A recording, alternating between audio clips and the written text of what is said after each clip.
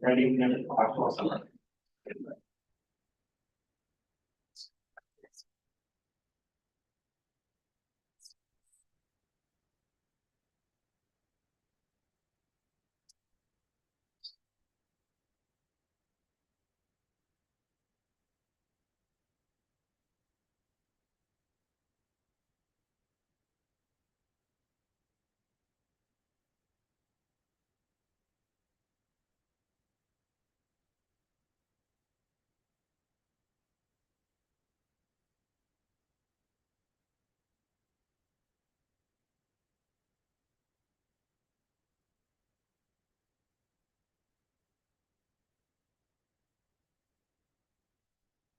Alrighty, it's 5:30, so I will now call to order the November 21st, 2024 meeting of the Salem Historic Landmarks Commission. Could I please have the reporter take roll call? Commissioner Curtin. Yes. Commissioner Inman.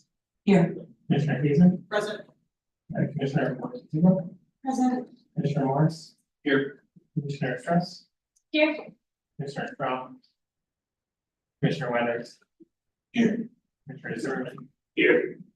Commissioner Strong is currently absent. I expect her to be here, but we have four. Thank you. We'll note Commissioner Strong attends for the record. Alrighty, the commission will now hear testimony from the public concerning items that are not on the agenda. Is there anyone wishing to speak at this time? All right, I don't see anybody raising their hands. We'll go ahead and move on to the approval of the minutes. May I have a motion about the minutes, please? No approved minutes. I'll second it. Perfect. We have a motion from Commissioner Morris and a second from Commissioner Zimmerman. I see a comment from Commissioner Inman. Yes, I have a correction on page 5 of the minutes. I abstained from item C of the agenda. In the vote totals. Okay, perfect. We've got a motion, so I think we need to vote down that motion and do a new motion for a correction. So I'll take votes.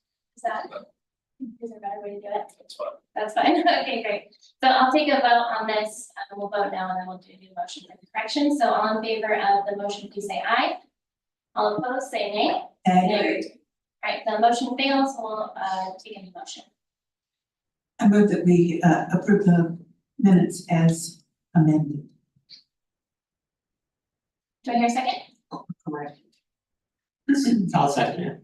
Okay, perfect. We've got a motion got Commissioner Inman and a second by Commissioner Zimmerman. Are there any other corrections to note?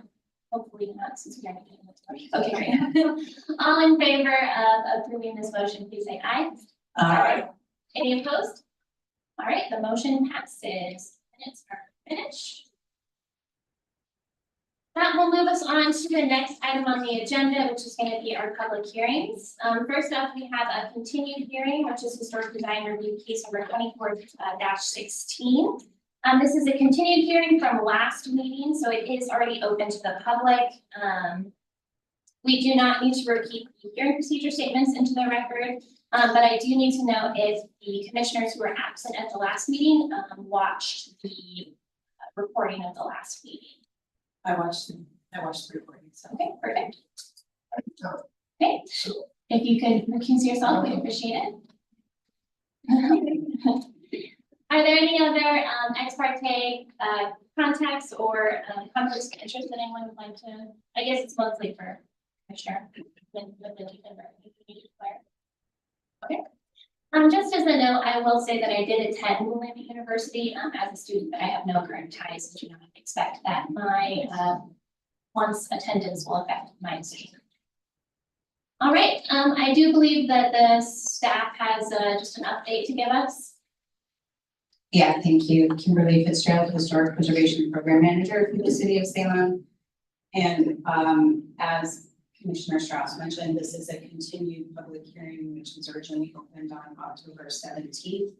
And at that time, oral testimony was provided. And I do want to just note for the record that since that public hearing, we have received written testimony from John Christensen on behalf of Dan Simmons and Alan Stevens, as well as written testimony from Evan West, and Kathy Lego did submit a written version of her oral testimony that she provided on the 17th. You should have all of those items in front of you on your desk. And I do also just want to state for the record that staff still recommends approval, no conditions. I do have the site plan, as you can see up here, if you need it. But I also believe that applicant has a presentation. So, Perfect.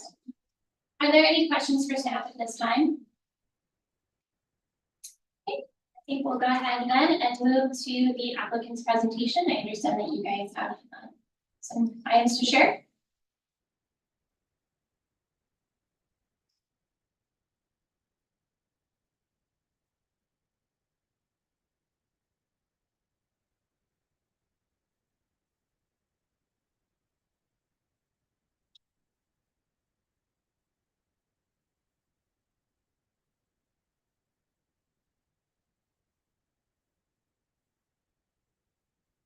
Will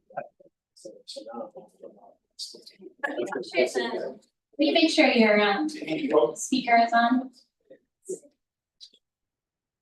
Good evening, I'm planning Rob Passage. I reside at 5840 Sorrento Street in Salem. I'm here today in my role as the Director of Athletics at Willamette University. First, I want to thank everyone for their work in getting us to this point. And Kimberly and her staff for answering a lot of questions from me and preparing the reports that have been shared with you.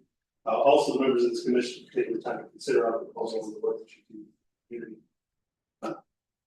We are very excited about the opportunity to improve the Willamette University baseball and softball. Of course, the obvious impact on our student athletes, but also the positive impact we can have on people in the community. Our area has a substantial need for all weather fields and lights, especially when it comes to the sports of baseball and softball. And we are committed to making this project a success, not only for the university, but for local youth and community organizations. We are also committed to looking forward to continuing our work with the City of Salem and the Parks Department to ensure we are being good stewards of the Amazing Park facilities, our Amazing Park, our facilities. I will be able to answer questions at the end of our allotted time or after public comment. We're now I'd like to turn over the podium to Chase County for the Kimberly.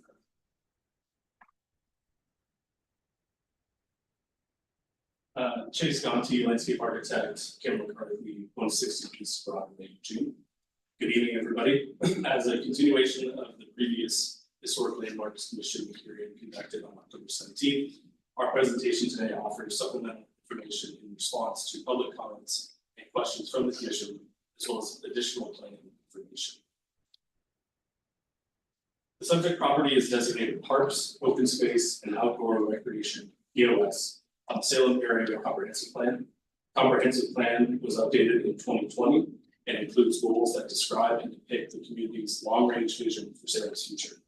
Developing, enhancing, and expanding parks and recreation facilities is identified as one of the guiding principles of the Comprehensive Plan.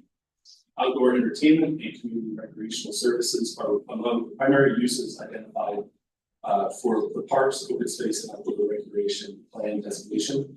And the corresponding zone for this designation is public amusement.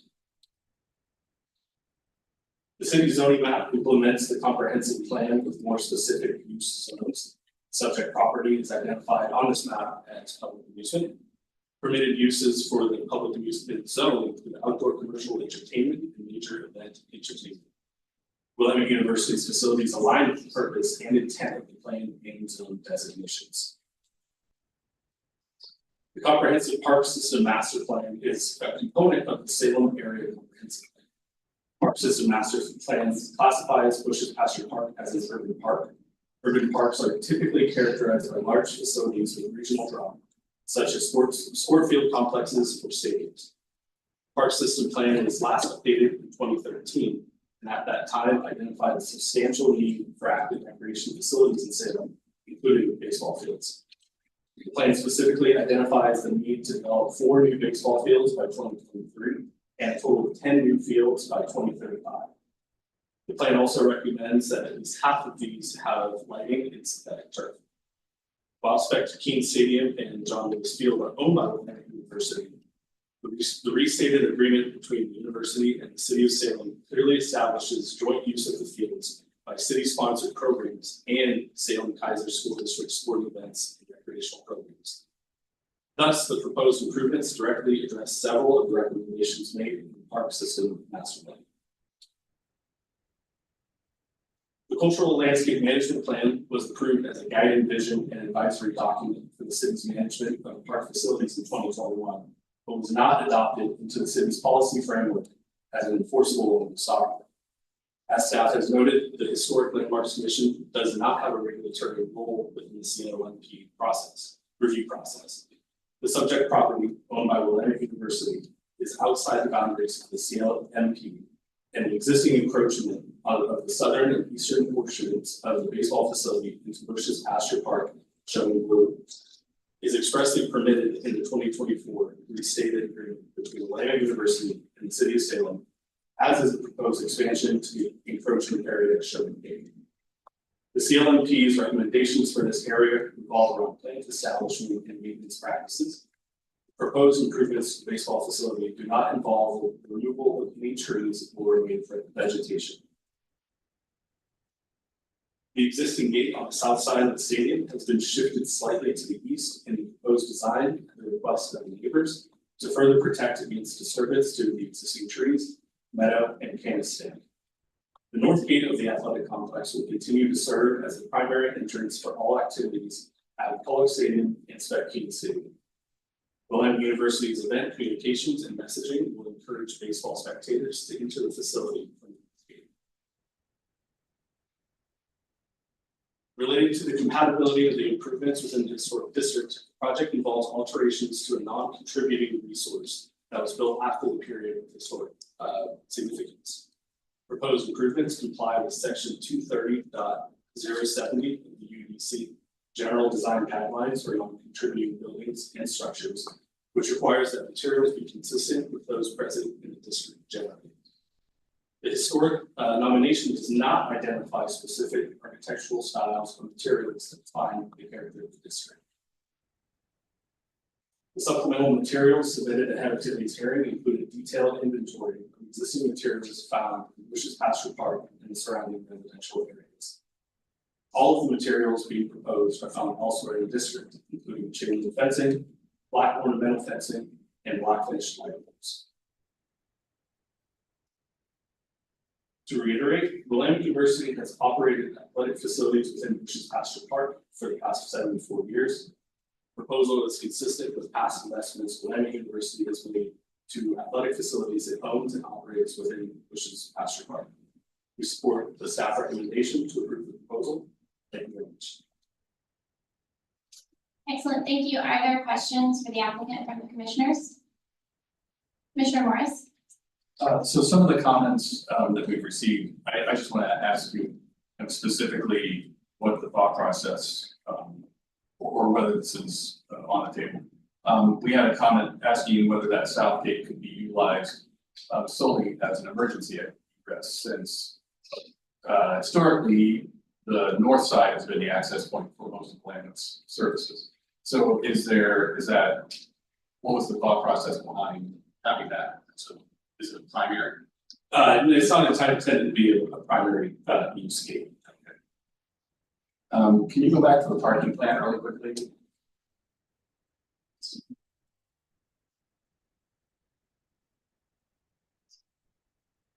So can you kind of explain how, this is fairly graphic, but can you explain how parking is going to be handled? There's another comment that came in just asking whether the parking along LaFell, because it's directly adjacent to single family residential, can be excluded from the parking.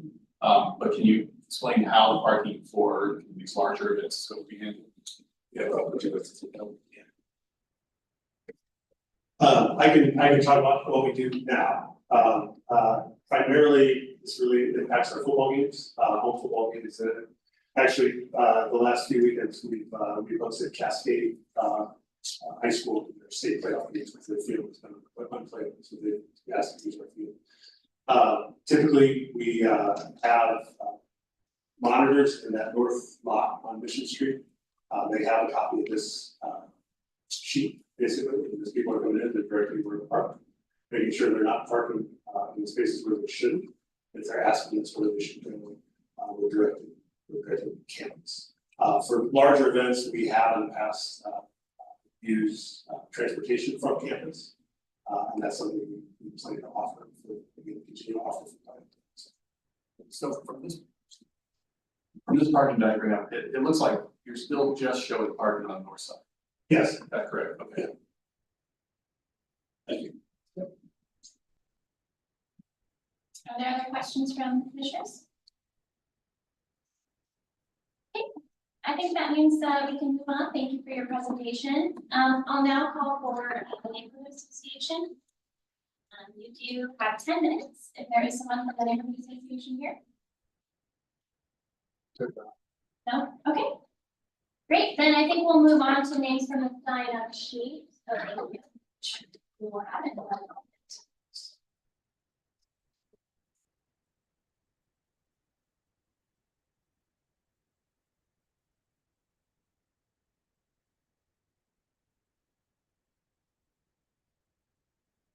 All right, perfect. First up on the list, I have Rob Kinnick. Do please state your name and your address for the record. And you have 5 minutes. Is that turned on? Yes. My name is Rob Kimmick. I live at 1725 Cottage Street Southeast in Ward 2. On October 17th, several of us presented with concerns about the potential adverse impacts of proposed development of local land and sports facilities. Those concerns were addressed in the supplemental draft report that you sent out to us. I appreciate that in a strict sense, quote, the HLC does not have the authority to regulate the encroachment of the Willamette sports fields into Bush Park, nor the increased intensity of use. I would like to emphasize a particular historic landmark that we are talking about here. Much has been made of the beautiful purple camas flowers that join the park each spring. As you probably know, the bulbs of the camas were a staple of the California peoples who lived here. Those pretty flowers are living monuments to those people. These plants and their numbers are historic landmarks, worthy of respect. Willamette at its many performances begins with the invocation, acknowledging that the university is located on the homelands of the California peoples. Should this project go forward, limiting use of the South Gate to only emergencies would be one way the university would put this invitation in practice. Limiting use of the South Gate would show respect to these next. I add my voice to those who oppose the use of the South Gate for routine entrance or exit from events held on these Willamette fields. Thank you. Thank you. Are there any questions? Perfect. We'll move on to Joan Stenbridge.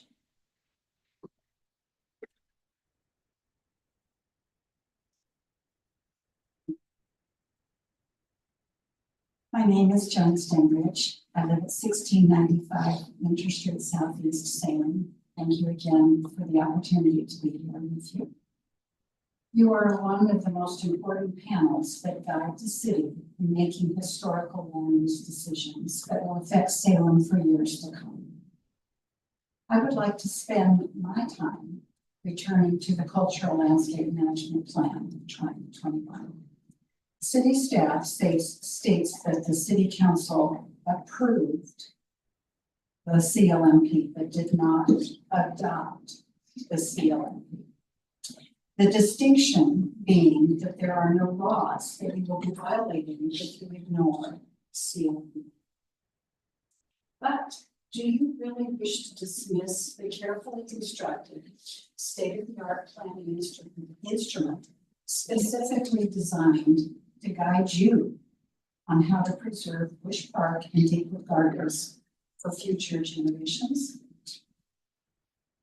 By saying that you can ignore the guidelines given in the CLMP just because you are not violating any laws, are you then not violating your mandate as a historic landmark commission? Because can we not all agree that Bush Park is indeed a historic landmark? And Bush Park is worth preserving in perpetuity for public usage. Yes. Indeed, the very reasons the Bush family deeded the property to the city for public enjoyment and free usage. Especially by people who do not have extra money to attend a private baseball game. If you agree that the public usage of Bush Park far outweighs the usage by paying customers to a private business that is leasing Willamette University facilities, then I believe you have an obligation to preserve public usage. And once again, I am encouraging you to use your authority to set contingencies on your approval of Willamette University's request to quote, improve John Lewis Field and Stead King Stadium. Unquote. You can approve Willamette University's request with the following contingencies. Number one, the south gate of the stadium will be an emergency exit gate only. Number two, the lower LaFell parking lot will be off limits for Salem baseball attendees. Number three, the decibel levels will be limited to the Salem Art Fair limits. Although city staff notes that Willamette University and the city of Salem will do an annual review to assess the impacts of parking, noise, light, and other unintended impacts prior to renewing the agreement, I respectfully state that this is the equivalent of closing the gate after the horses have left the corral. In other words, the groups who now use the park, especially on the lower LaFell, will have long gone before the annual review is done, and the damage to the iconic cultural landmark will have been accomplished. Please be creative and proactive. You can do this, and if not you, then who can protect Bush Park? Thank you. Excellent. Oh, we've got a question. If you could come back to the podium. Go ahead, Commissioner Kazer. Thank you. Thanks, Joan, again for your testimony. I know there's a lot of heightened emotion and all of that around this project for neighbors and others. I just want to make sure that we have facts on the record though. So the Cultural Landscape Management Plan, the Historic Landmarks Commission can only consider what's in Salem Revised Code, section 230. That does not include cultural landscape. And then to that effect, within SRC 230, there are specific criteria we consider. And that's part of what is called the quasi-judicial land use process for the state and the city. So to ask us to consider something outside of that, we can't. It's illegal to do that. It's not within the quasi-judicial hearing. And what that means is that if we did consider that and we did approve that and that recommendation to city council approved that, applicant could appeal that decision to the Land Use Board of Appeals. And then the city has to pay for the cost to send our attorney to defend that decision. And that costs a lot of money. So we don't want to put ourselves into a legal quandary here by considering things that are outside of our jurisdiction and within the law. So I just wanted to help you and others understand. When we're saying we can't consider things, it's not because we don't want to, we don't think it's important. It's because we have to follow the legal process because we are in a quasi-judicial type of setting. If there's some type of what we call legislative action happening, which is outside of a quasi-judicial thing, you can consider all sorts of stuff. That's typically what happens on city council. Our body doesn't deal with that. We deal with it a little bit when we're talking about like our historic preservation plans and things like that. But in this specific land use process, it's extremely legally prescriptive. And it has real world consequences if we don't follow them. So I wanted to just make everyone really clear that's what we're talking about. And it's not because we don't want to, it's because we have to follow. Thank you, Commissioner Kaiser. All right, next up is Kathy Lingo.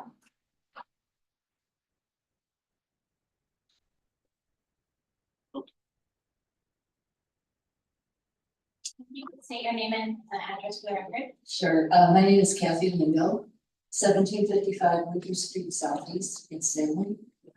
And thank you for your time today. I'm a retired architect who specializes in historic preservation projects, mostly in the Rocky Mountain region. And I'm going to climb back on CLMP. Sorry, but this project will result in expanded intensity of park use, including damage and trapping of contributing resources with insufficient city budgets for increased maintenance. While evaluating the project, I encourage this commission to fully utilize the documentation and analysis within the 2021 CLMP for Bush's Pasture Park at Pekin State. The CLMP is the most current and extensive information source for analysis of this park. The application makes use of the CLMP determination of Willamette University athletic facilities as non-contributing. So we are using the CLMP for part of this, but does not consider other recommendations in the CLMP. So I wonder, how can we claim to adequately evaluate a proposed major project if we are considering portions of the CLMP, but we are ignoring other portions? I also wonder why the city would commission such a thorough, very professionally executed undertaking, only to toss its recommendations aside when they are inconvenient. To change the subject, one specific point which has been brought up repeatedly, but apparently not explained sufficiently. The project relocates and changes the function of the existing south gate. The existing gate is a seldom used service gate. The proposed new south gate can be used as a public entry and exit because the application currently does not include its use as a public entry. That use would change the dynamic of the South Pasture sub-area and the contributing historic residences within the district itself. In conclusion, if you have not seen the CLMP, I respectfully request that you withhold your vote until you have. It provides the context that is needed to evaluate the proposal, and I thank you for your time. Excellent, thank you. Next up is Evan West.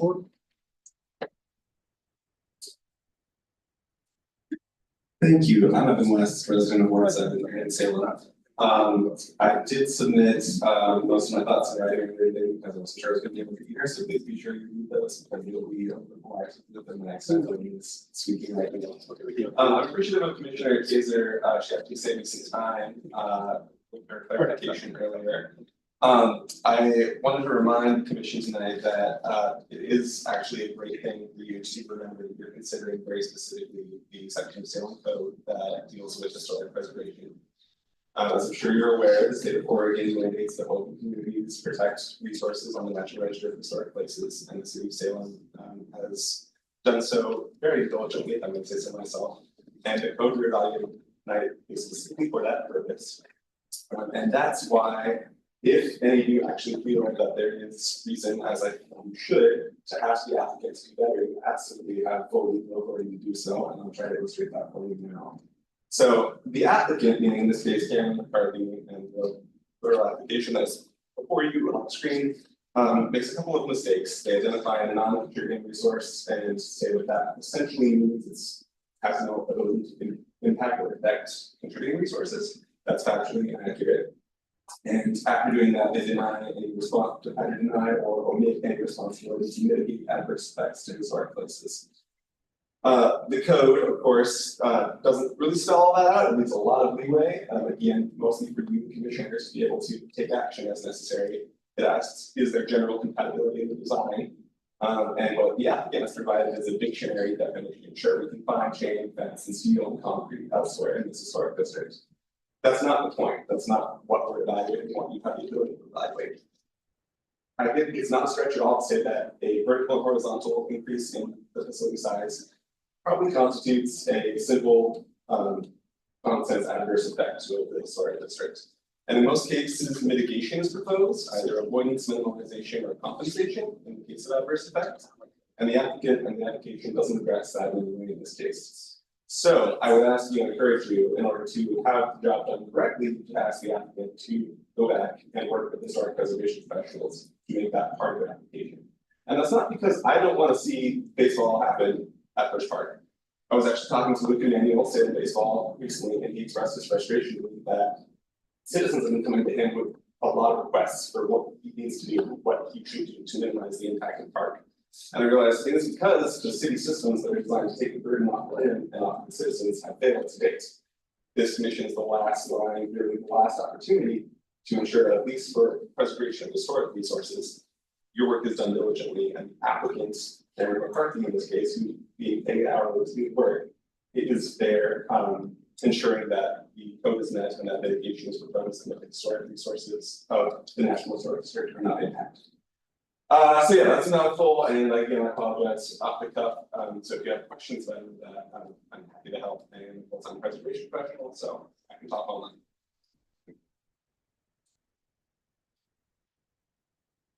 Thanks, Evan. So I got a couple questions for you. The first is, what specifically about the proposal is concerning to you as far as its impacts to the historic district as a whole? And I'm looking really for specifics, because I've heard a lot about general things. I've heard a lot about things that we as a body don't have control over, use, parking, noise. We can't consider that. We're talking about materials and we're talking about compatibility. So what specifically can you tell me? Yeah, that's a great question. I'm glad you asked. And the list is longer than Give me your top come up with two, your top two. But sure, so frankly, number one is the use of artificial turf material, the excavation required to install that, and the subsequent environmental impacts of that will stand to be adverse effect to archaeological, inadvertent archaeological discovery, natural environment long after its installation, and of We course. can't consider that some of those things though. Well, it's one of the materials. Consider that, we can consider some of the impacts as far as excavation, Right. monitoring that would be required for that. So, and in terms of compatible materials, of course, that's Okay, what I so was. it's primarily artificial turbines. No, I would not say that that's, Compatible material. I would not say that that's even the first, That's not your main concern. concern. Okay, what's your number one concern? Trying to get at specificity. Sure. Hold on, let me just say, like I was telling you before, we're in a quasi judicial land hearing. And if this gets approved. And the applicant appeals this to LUBA, our attorney on your tax dollar is going to have to defend our decision. So we have to get extremely specific. Sure, and I would remind the commission that hopefully we're paying our city attorneys for something that we've been spending a few hours here monthly, that we've all worked their time. And again, Well, then we want a good case. right, absolutely, and again, it's the burden should be on the applicant to have made a more compelling case for why it's not or why that is a non-contributing resource and have no effect. That's their current argument, and that doesn't really hold up. But generally speaking, the vertical expansion of netting where it doesn't exist currently, the expanded via easements, the expanded fencing and sidewalk installation to the lower pasture area. It may be the same as what's existing at the baseball stadium currently, but you cannot compare the resource in question to itself to determine general compatibility. When you look at Bush Pasture Park, there's no other or limited other chain link It's the fencing. whole historic district, not just the park. Right. It includes more. But then also in the code, when discussing fencing, it talks about front or rear and the differences therein with the baseball stadium. There's no functional difference really because it's surrounded by pedestrian access on all sides in the park. And again, with expansion into the park and the historic districts, we need to be a little bit clearer about what we're saying that is compatible, is comparable, because those facilities, those types of facilities may already exist in other parts of the historic district.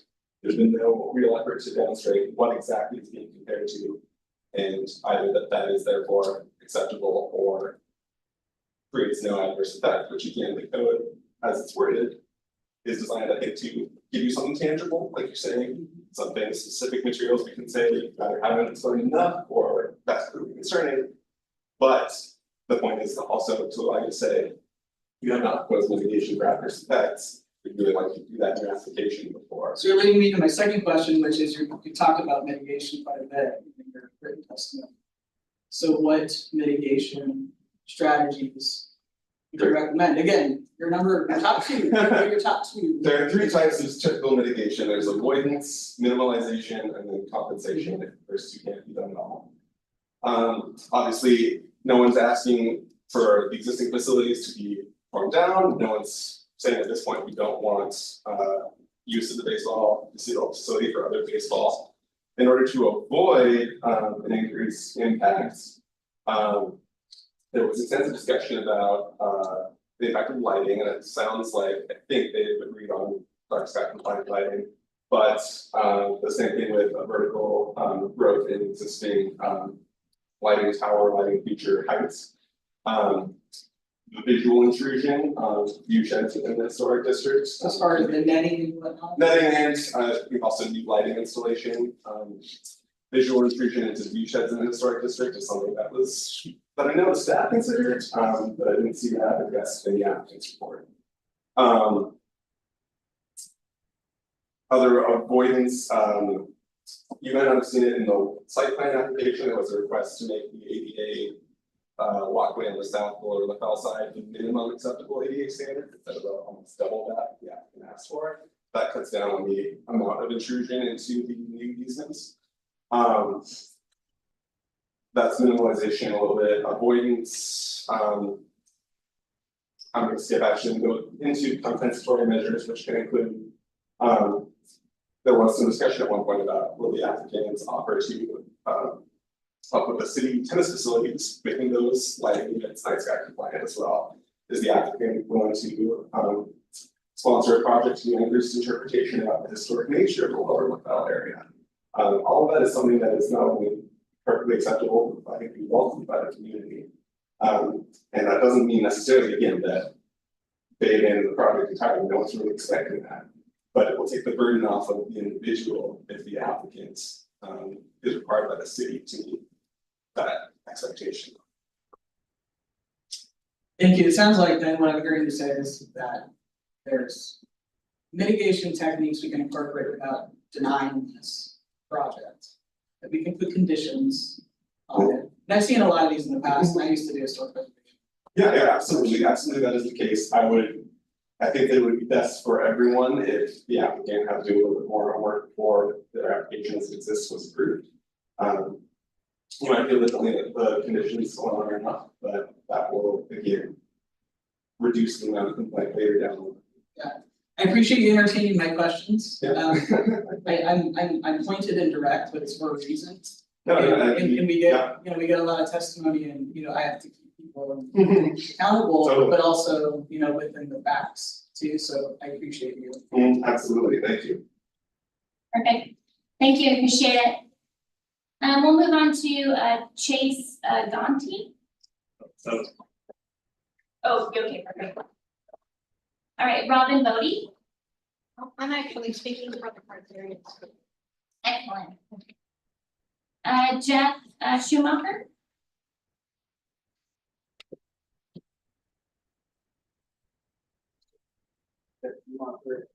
Would you make sure you're, yeah, thank you.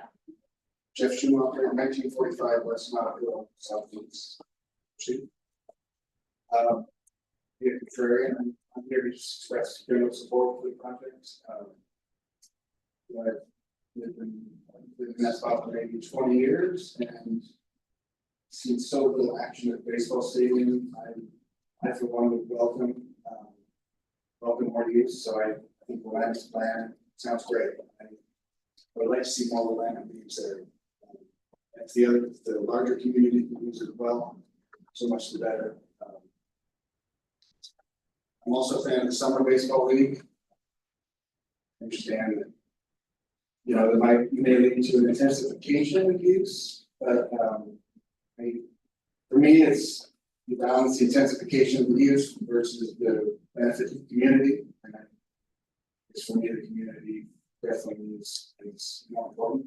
I understand the need to manage the intensification, but, I'm really looking forward to this. I hope this commission can let it happen. It's like that. Perfect. Any questions? All right, thank you. All right, we'll move on to Rob Passage. Me too. They had me sign up to speak. Okay, perfect. Sorry. Good to just be double covered on that. Yeah. All right, John Christensen.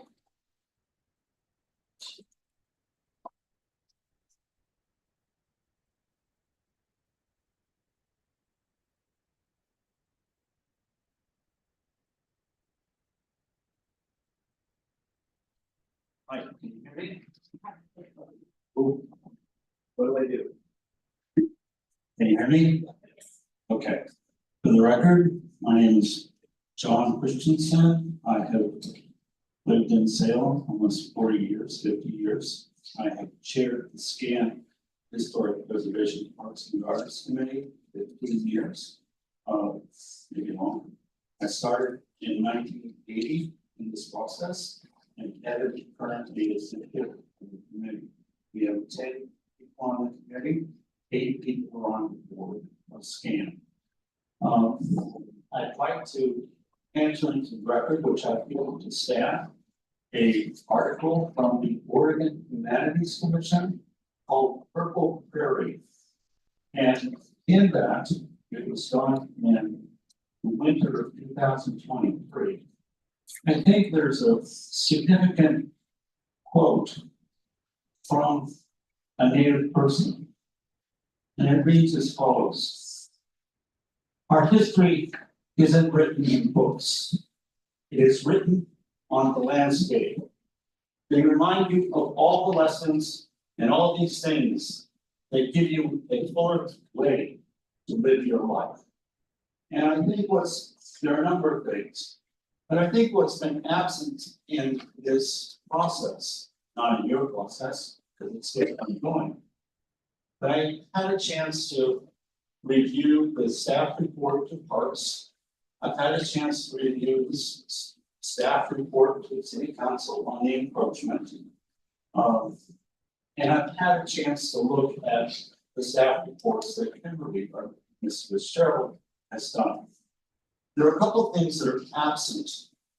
And if I can say from my own perspective, notoriously absent.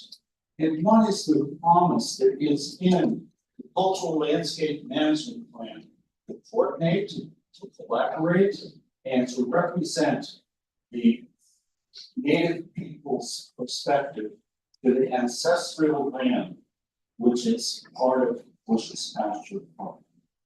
The other absence of analysis, well, another absence of analysis in all of the staff reports that I have read is addressing the current use of Lower Bethel by the population of the city of Salem, and by, if I can add, a significant ethnic group.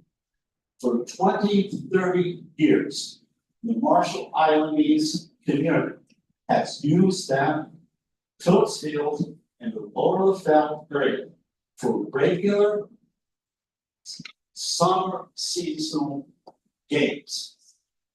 I did an almost daily census count this past summer of what the numbers were and what the need was.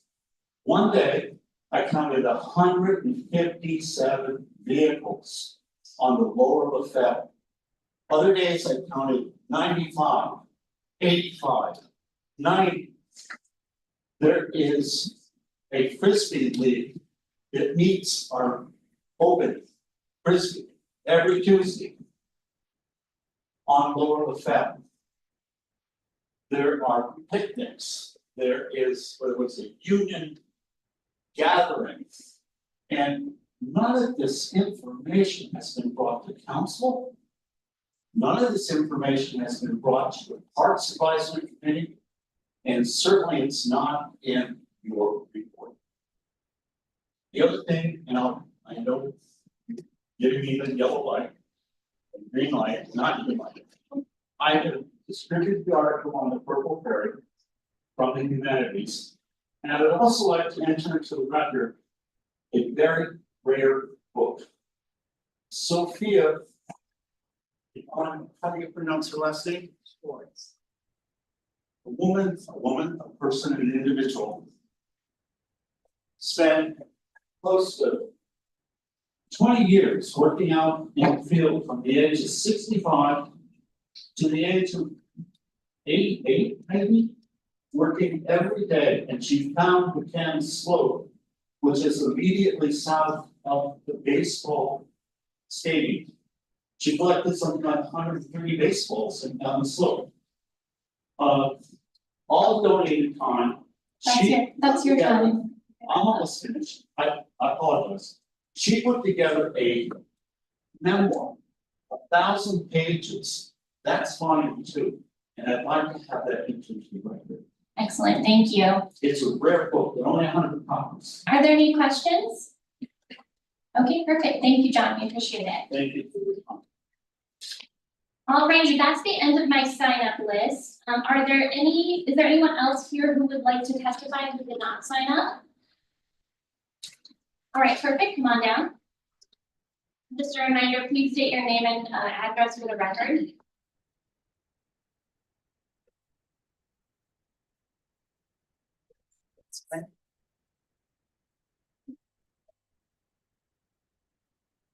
Hear me? Second. Is it on? Yeah. Okay. Ellen Stevens, residence is 2053 West Side Circle. For 50 years in Salem. I was a founding member of the Marion's Mission Street Parks Conservancy and current member of Historic Preservation Parks and Garden Committee. My friend Sophia and I, that John just referenced, worked together in park for, I worked with her for 14 years. She worked more. Her work included years of annual labor to protect the camas and the native white oak trees. I ask you, please apply careful restraints to protect the natural resources. Thank you. Excellent, thank you. Is there anyone else who would like to speak? Did not get a chance to sign up? Okay, perfect. Not seeing anyone. It's now time for the applicant's rebuttals. If you would like to present, you have 5 minutes.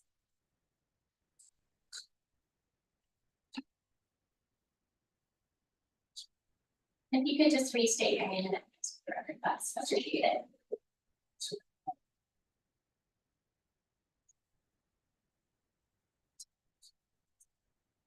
Chase Gonti, landscape architect, Cameron McCarthy, 6 East Broadway, Eugene. We are aware and have reviewed the comments requesting the denial of this application. The state grounds for denial do not address any of the applicable approval criteria, and we feel are included. So revised SRC 230.070, general guidelines for non-contributing resources are the applicable criteria for the evaluation of this proposal. Under these criteria, an applicant may make changes to a non-contributing building or structure, regardless of the type of work, if it conforms to the guidelines which address consistent materials in the district generally, compatibility with the general character of buildings or structures in the district. We feel this is a bar for how the proposal shall be evaluated. We thank the commission for the time and efforts to evaluate this proposal. Are there any further questions for the applicant? Commissioner Kaiser. Thank you. I did have a question about, since it's just kind of come up and we don't really use, so I'm asking this question. Could you describe just kind of roughly the ballpark right now, the baseball field, how is that used? Yeah, I What think, does that look like? yeah, I think Rod coming, Yeah. as well, detail, sure. So,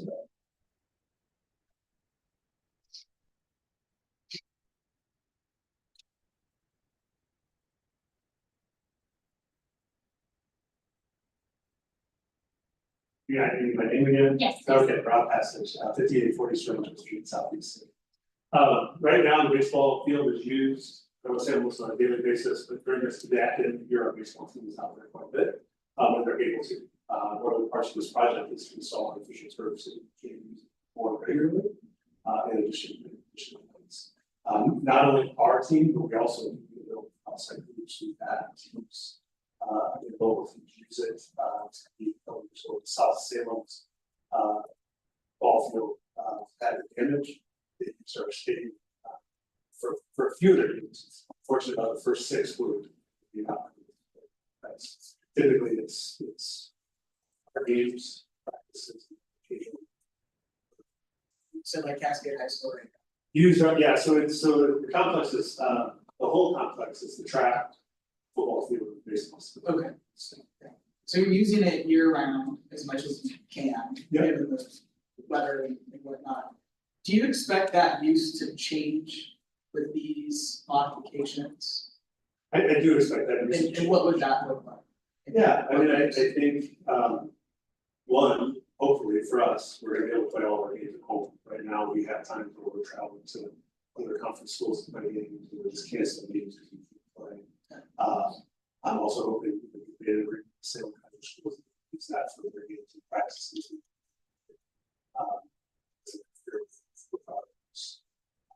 Something they seem happy with, so anticipate. The anticipated gets quite a use in the baseball field itself, and the whole complex is used pretty much every day in session.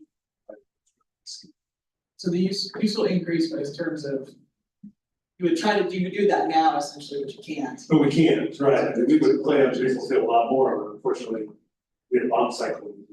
Yeah, right. Drop to the rain. My other question is, are you open to some of the kind of mitigation strategies that one of our neighbors testifying about? And I'm thinking specifically around either interpretation about the historic significance of the area, things like that. Are is you as the applicant, Lam, are you open to that kind of? Absolutely, we've continued to have those discussions, I don't know that anything has been, well, there, throughout this entire process, I think we walked away from different meetings like this, with things we've changed, right? When we met with Parks Advisory, we brought forth a few ideas that we put into the agreement to get out of the city council. One of those agreements, one of those things was that we will meet with the city on a basis to evaluate the impact of those projects, right? So there's been positives that have come out of it. We continue to have conversations, we have a meeting, I think coming up December 2nd with Tom Anderson, Representative Anderson, and some of the neighbors where we're going to continue to have these conversations, so absolutely we want ways that we can make this work. Thank you. Yeah, Commissioner Inman? I have a question. You described the parking management that you use for your, for example, for your football games. Yeah. Is your lessee going to use that same kind of strategy to get their baseball families to park in the regular facilities and use the north gate? So anytime someone uses our facility, so again, the same way with Cascade High School the last 2 Fridays, when the Timbers U23 used to come and use our facility in the summer, anytime someone rents our facility, it's on us as part of our agreement with the city that we are going to provide those for large rents that we're going to provide those parking. So it's actually at Warren University. A lot of times we put that cost on the renter. But yes, anytime someone's going to use the facility, it's not ours, they have to fly the schedule. Thank you. Are there any other questions? Okay, perfect, thank you. All right, are there additional questions for staff? We are approaching the close of the public hearing, so do make sure that you ask your questions now, Commissioner Hughes. Thank you. Can we, could you show me where the use of South Gate is at? I'm trying to better understand that in space where that's at. It seems to be a hot topic.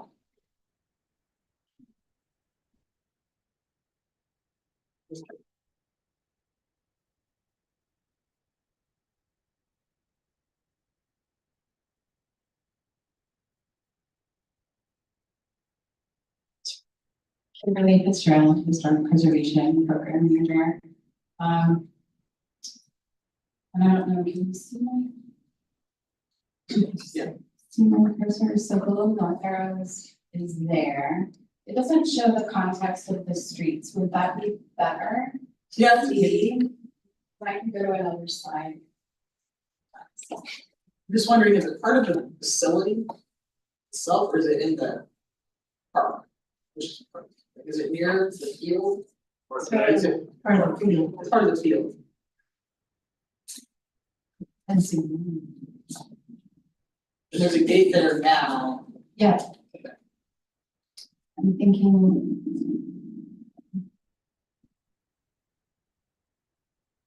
So this is, I didn't show the street. That's okay, I think I know, like, Do you? that. I wanna get. Those are summer streets. That's kind of terrible to see. So here's the south end, and I can go to the other plan if that's helpful. There's. So the gate's like right there, Yes. and it's used for what? I can, you want me? Do you wanna ask the applicant? Sorry, maybe I should have asked. What it's used, yeah, I think the applicant can probably speak. Because to there's been that. a lot of testimony about it's South Gate and all this increased traffic, and people trying to understand How things are gonna. how move. does that actually work, and if it's there now, how. If we have a better map. No, that's okay. I think that. Yeah, it's hard to. I can tell you. And if you could just restate your name. Just for the record, it's important. Steve Wilson. Yeah. Route Passage, 5840 Street South. In the city. So the existing South Gate is, behind the grandstand currently. It's a, 2 8-foot panels that are used, our cross-country team will use that as an entrance to the park when they're training. It's used actually currently during baseball games, for us to. Balls go out into the park. We'll keep it open, you have to get them. Unless we get from them in Sophia, as John put it out, tracks them down.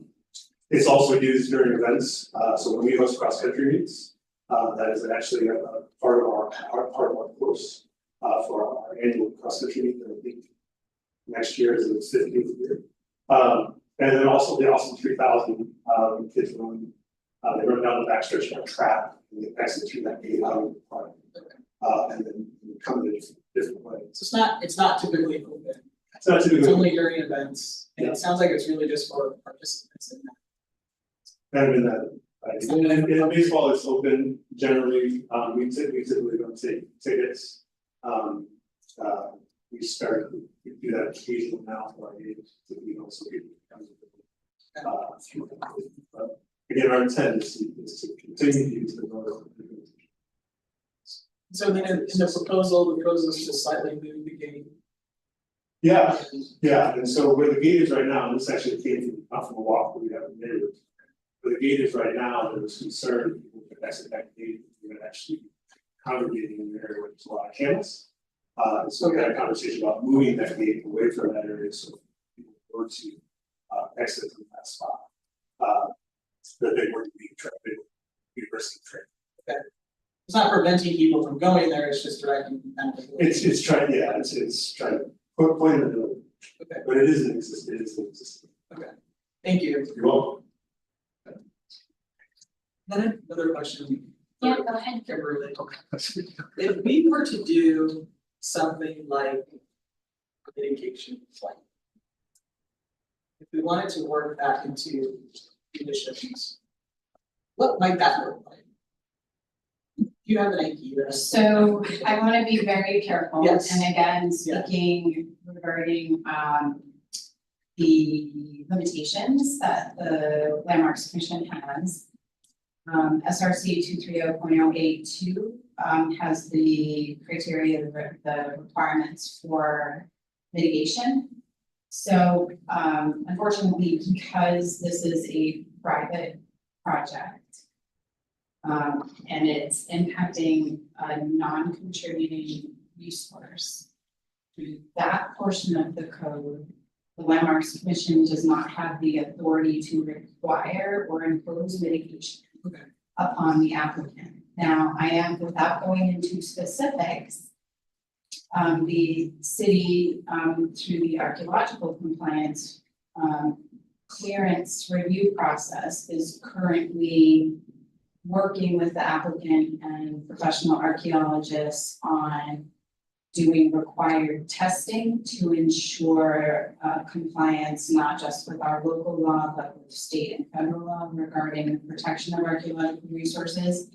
And it is possible to develop a mitigation plan through that process, correct? And it still would have to apply specifically to that. Or can it apply to the larger resource?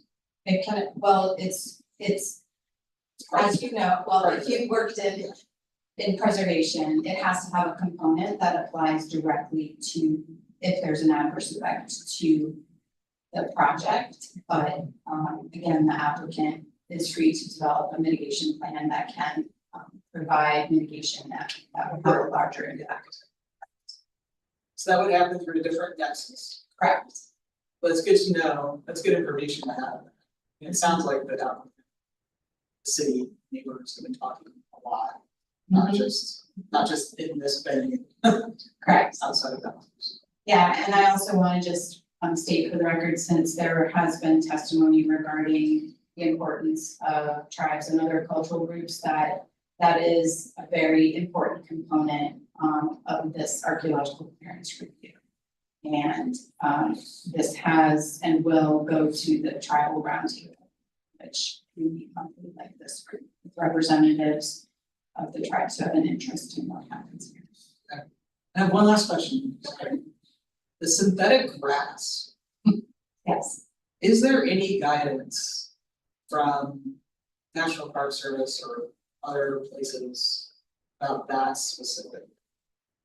Because I bet we're not the first place to deal with that. It has to do with how it conveys appearance. Right, and I was thinking about synthetic materials in general. In general, Right, correct. how we have synthetic materials that look, feel like.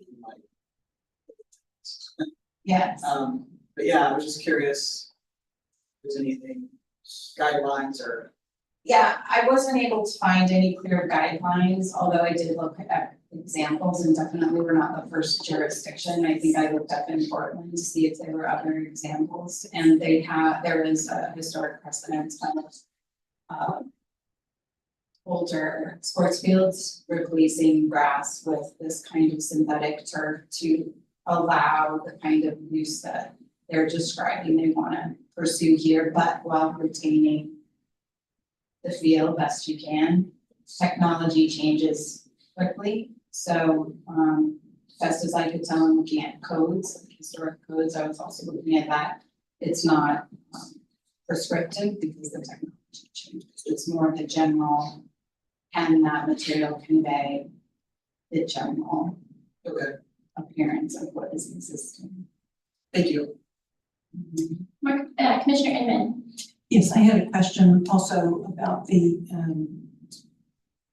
turf areas and specifically the excavation for installation of the turf and the impacts of that. So we do have a monitoring process in Right, terms of so- archaeological and intertribal. Correct, so, I'm sorry, did you? Yeah, that's it. Yeah, so not just the installation of the turf, but also the installation of anything that's gonna disturb the ground, so the light poles, the flag poles, the fencing. So the process requires that the applicant consult with an archaeologist who then does testing in the areas that are gonna be disturbed to determine whether or not there's an archaeological resource there. And then, the steps that you go through are once, or if you do determine that there is a resource there that needs to be protected, similar to what you heard Evan speak about, you kind of go through, can you avoid it? Is the resource itself, can it be collected to avoid an adverse effect? And if it can't be avoided, then you start developing a mitigation plan and a monitoring plan. So it doesn't stop, at the time that the clearance decision is issued. Clearance decision is issued prior to any city permits authorizing ground disturbing activity. But then in a case like this, most likely the tribal roundtable will recommend conditions that might include a monitoring plan. So to have an archaeologist out there while the construction is. And to follow onto that, since the Camas Meadows in the park are part of the cultural landscape, and are part of the National Register district, is there tribal monitoring and representation in impacts on the Camas?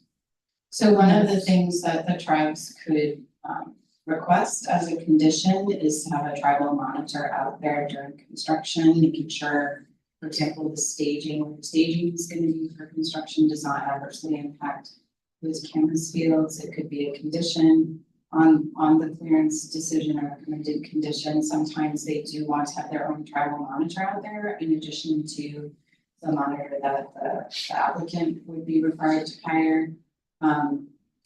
The determination, there's something called, I'm going to use some language like AP, the area of potential effect is determined in consultation with the tribes and the State Historic Preservation Office. And it's not limited to just the area of construction. Right. So they'll want to understand how everything is going to be used and then develop a plan to try to minimize adverse effects. Well, I think that's an important aspect of the concerns that I'm hearing from the neighbors. Very much have to do with increased traffic and foot traffic across the Camas fields and into the South Gate and causing trampling of this resource. So could that be something that is a part of the yearly check-in with Willamette? And and I would think that this is an area where the tribal representatives would have an interest and also want to monitor that. I can't speak to the annual check-in, which is a council document, and the Parks Department manages that. But I can speak to the archaeological clearance and the mitigation plan, which is something that the tribes would have a say in, and working with the applicant in order to ensure that the resources directly within the baseball field and also anything within that AP, the area of potential effect. And that, again, that doesn't stop. It's a plan that continues, and part of what that mitigation plan could include is their own check-in.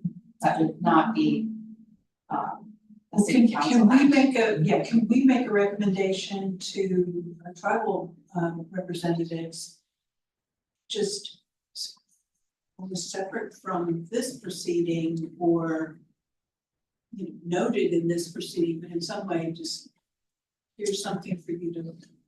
Yeah, it would be not a land use action, it would be part of this land use process, but absolutely, and Commissioner, Jessica. Commissioner Jessica sits on the tribal roundtable, and since she's here, she can certainly pass that information as well. Because I think it's one of the things that I've heard reflected over and over again. So you know, if we can control parking, if we can control foot traffic, and actually, I think that the netting and the fencing that's gonna be installed is going to help prevent the baseballs going into the oak pasture and Cam's field, so anyway, those are my questions. Commissioner Zimmerman, I was curious, since the football field, called stadium is turf, did the city, require any kind of mitigation plan or anything to go along with that, project? That was done before we had our program. Yeah, the short answer is no. All right, thanks. Yeah. Commissioner Furman, And Kimberly, I just wanna, make a statement and if I'm incorrect or anything, please correct me for support, but, you mentioned a lot about tribal partners having an interest in the project and then therefore, commenting or, you know, putting stipulations in, during the review process, especially for the archaeological work. However, it's not just if the tribe, expresses interest, that whether the tribe expresses interest or not, and we're talking tribal government, not tribal members. We're talking about representatives recognized and given authority by the tribal government to represent the tribe. It's not just expressed interest, that these reviews, these documents, these correspondence are sent to those representatives in the tribe, whether we, the city, hears from them or not. Is that correct? That's correct. Thank you, and I just want to emphasize that, you know, if there's any hesitation by anybody who maybe the tribe is not being provided the opportunity in a way that they're able to respond to, it's not so much that tribes are being excluded if they don't speak up. They're included throughout this whole process, and I can speak to that directly from sitting on these roundtables and seeing tribal representatives sometimes are there, sometimes not. Either way, they're sent meeting notes, it's recorded, and all documentation is sent to them as well. Yeah, and I do also want to state that that these meetings are not open to the public, and generally the information shared is not included in a land use hearing like this because of the laws, the federal and state laws related to ensuring that information about known archaeological sites is not a public record. So that's why it hasn't been in any of those documents, right? Thank you for that, for mentioning that. I meant to mention that earlier. And additionally, not just archaeological information, but if the tribes share culturally significant information, whether it's active culture or past culture, that is not necessarily something that the city can widespread share with the public, and a lot of times the tribe asks for that confidentiality. So, and so while it may look like there's an absence of recognizing the tribe's past, present, and future actions on the landscape, it's not so much that, it's more about protecting the tribe's interests and express that they're on their government level representation expressed from their government. So, and speaking, and I just gotta say to tribes, each tribe is a separate entity, separate government, very, very different. We're using a blanketed statement for tribe. This isn't talking about the tribes are not coming together as a whole and then presenting their information. This is gonna be consultation and coordination individually with each tribe, so. Sovereign nation. Yeah, sovereign nation, so I just wanna make sure to point that out as well, because that doesn't really get illustrated very well in the record. perfect, thank you. Are there more questions from the commissioners? I have some questions. I think that we've had a lot of sort of notes about the cultural landscape management plan, and I just want to clarify, maybe in the planning process for that management plan, there was Indigenous involvement in that cultural landscape management plan. Yes, that's correct. Okay, perfect. So they were involved in the planning, and that we heard at the last public hearing has already gone through an approval process via the cultural landscape management plan via the Parks Department, correct? Yes, it's been reviewed Perfect. by Parks. Thank you. That's a clarifying question. This is a question probably for Olivia. I want to ask about the status of the site plan review. It seems like we've gotten a lot of questions about parking. We've gotten a lot of questions about use that really isn't the historic landmarks, area of expertise or anything that we can make a decision about. So I'd love to hear about the status of the site plan review. The site plan review was approved on November 12th, still in appeal period. There was 2 conditions of approval related to bike parking and lighting, which was the nexus for the adjustment. The use wasn't changed. There was no conditional use or anything around that, so the intensification wasn't reviewed and the use was already a very high use as it was classified. Okay, so there were a few conditions of approval, according to the lighting and the pedestrian, or the bike parking, you said? Yeah, bike parking and pedestrian connections. There was a lot of information in there about our noise ordinance and some other like lighting standards that are just applicable to every case. Okay. Perfect. Thank you for that clarification. I also have one more question. I think we've heard a lot of sort of section 106 language tonight about mitigation, about adverse effect. And Kimberly, I'm wondering if you could talk a little bit about how, if there is any connection between that sort of section 106 language and the criteria that we have to evaluate tonight. Yeah, the short answer is no. The criteria in Salem Revised Code 230 is based on, there is a connection loosely to the Secretary of the Interior standards. However, I say loosely because it's adopted within our code. So there's no federal nexus, meaning, do we want to describe what section 106 is? I think for the record, why not? That's good. So, you have to. So it's a section of the National Historic Preservation Act, which was adopted in 1866, and initially meant to really apply to transportation projects. At the time, it was adopted to respond to the loss of a lot of significant landmarks across the country because of federal highways being built everywhere. And that's where the terms adverse effects come from. So the real intent behind it is to require federal agencies to really look at the work that they're doing development wise and to try to design their projects first to avoid impacting landmarks, historic resources, archaeological resources that are important, defined as significant under the National Park Service. Our criteria, which is adopted in our local code, Salem Revised Code 230, while it does, again, the intent is, again, we want the integrity of historic resources that have been designated either locally or nationally. We do have, the difference is you have the authority to deny. Under section 106, that isn't an option. There is no option to deny. You can mitigate, say, okay, well, we can't redesign, we have to plow through this. That's what I'm speaking about with compensation, that sort of thing. That's not an option you have, but you do have the authority to say, no, you can't do that because the impact is too great. So that's probably what it is to. Okay, perfect. Thank you very much. I appreciate that clarification.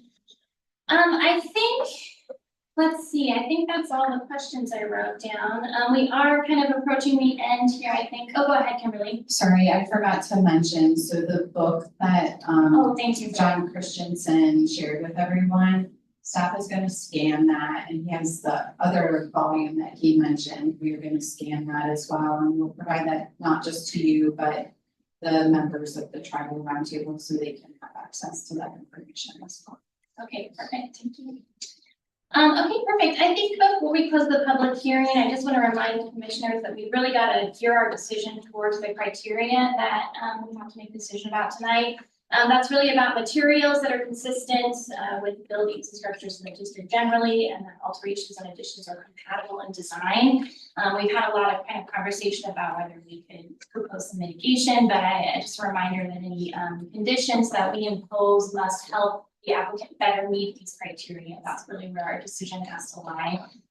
But are there any other additional questions before we close the public hearing? This is the last time we can have new information, so important to make sure we've got all our questions answered. Okay, I think we're good. Staff got very clear. All right, I will now close the public hearing. No additional testimony will be accepted at this time without formally reopening the hearing. I will now call for a motion. I will move to approve as recommended by staff.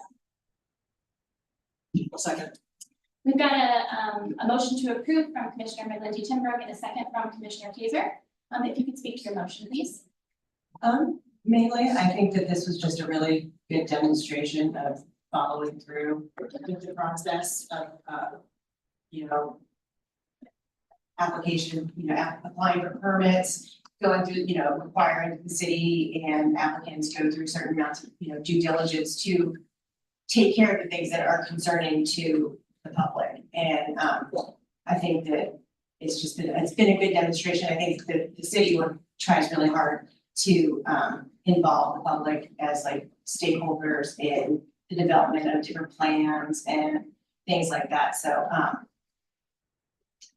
that being said, I think that, what we have to vote on is clear and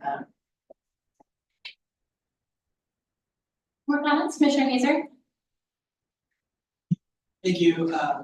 I agree. I'm actually really heartened by the process and just knowing a little bit more. I think we've seen applicants in the past that they could make a proposal and then go, I don't care what the neighbors think.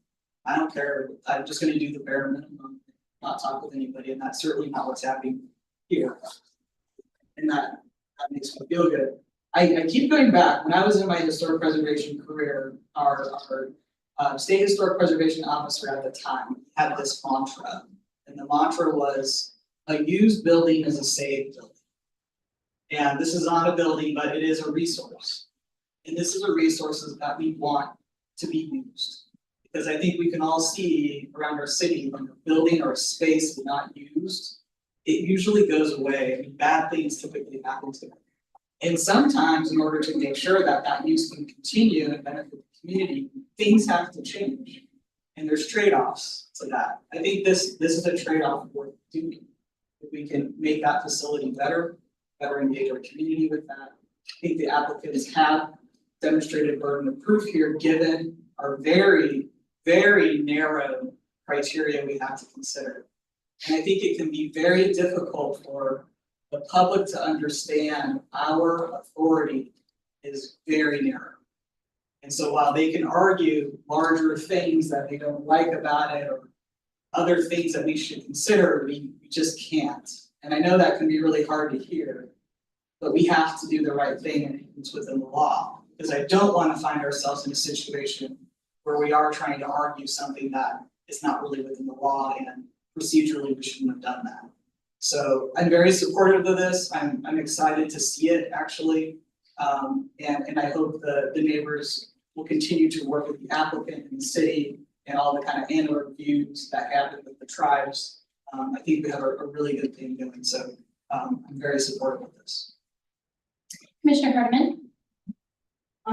I also want to point out that seeing how much public is here and giving testimony through multiple meetings, I just want to say it's very energizing and hopeful and makes me proud that we have a public that cares. And even just expressing your concerns, what you like, what you don't like, and even if the process can't, address everything, it's just super, I don't know, it just makes me really happy that City of Salem has a process to listen to that and put it in the official record. And just kind of show a track record that the public does care. And hopefully, that continuation will come in future meetings And then that's also how change happens too. So I appreciate all of you being here. Thank you. More comments? Yeah, Commissioner Morris? First, I want to thank Commissioner Kaiser for her concise education to everyone, including myself, on the guardrails that we have in place. I think that's really, really helpful, and it's beneficial to have that on the record because it does inform everyone that, this is how the process moves forward. I'm encouraged by the open lines of communication, and I would also hope that continues and that all the partners can work towards, I think, a level of mitigation that does work with an informational component would be helpful. We've seen that work throughout the city when we're talking about changes to historic resources and providing some additional informational material. I think just is a great way to create a situation where everyone understands the heritage of that site. Perfect, excellent. Yes, I want to say that I'm also supportive of the motion. I do think that especially with the supplemental report that the applicant provided to us for this continued hearing, they really demonstrated a lot of specifics where the materials are compatible. I think in terms of saying whether we think they've met the criteria, I think that they have proven to us that these materials, this design is generally compatible with the historic district. So I am supportive of the motion. Are there any other comments that folks would like to make? Go ahead, Commissioner Zimmerman.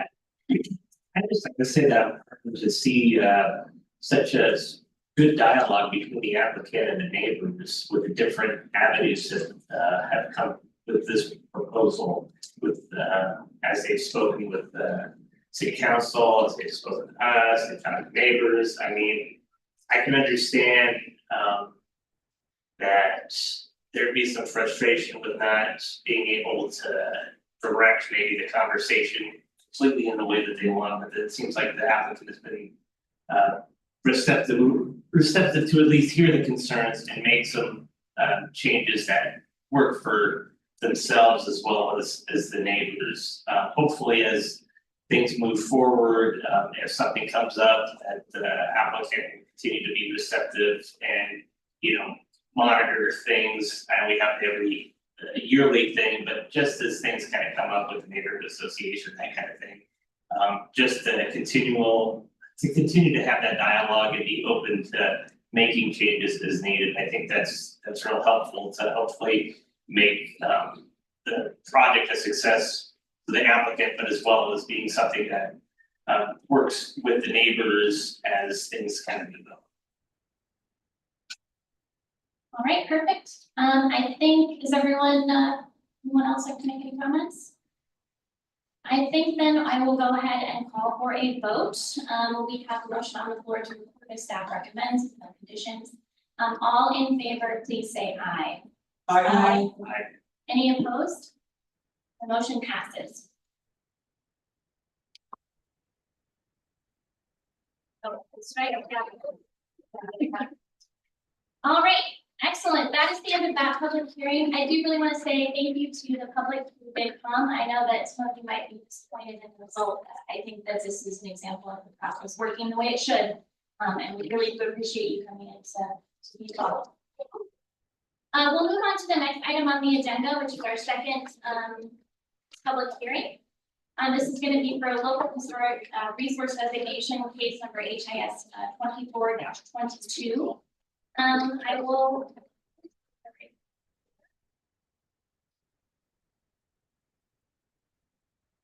I will now open the public hearing for historic design review case HIS or historic resource designation case HIS 24-22.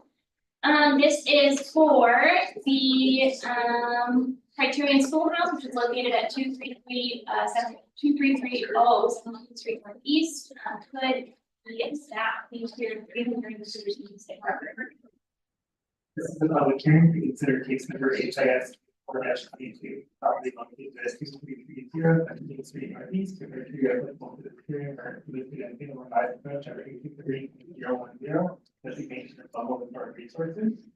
Failing to raise an issue prior to the close of the public hearing, the statements are evidence to afford this outside market commission parties and opportunity to respond to the issue, include feelings, the speaking about the environment issues, the similar failure to raise constitutional issues relating to the vote position of people preclude an action with redemption of the report. Prior to the conclusion of the hearing, any participant may request an opportunity to present additional evidence or testimony. The Historic Landmark Commission will then either begin the public hearing or leave the record of the parties. Excellent, thank you. And for the record, Commissioner Weathers, is back at the table, so thanks for being here. Are there any, conflicts of interest or ex parte contacts? I mean, I've done some research on this building, but, sway my opinion, so go ahead, Commissioner Kaiser. Just gonna say, I've been in this building multiple times. The same. Other places, so, yeah, but it's not gonna persuade my opinion. Commissioner Amon? Yes, and I took into the building and met with representatives of the Criterion Schoolhouse and participated in this process. Okay, perfect. All right, I will do the staff presentation. My name is Jacob Morris. I'm the City of Salem Historic Planner. This public hearing tonight is where we take action on whether to recommend to the City Council that Criterion Schoolhouse be designated as a local historic resource. I'd like to enter the staff report, attachments, and all of them, and all public testimony into the record.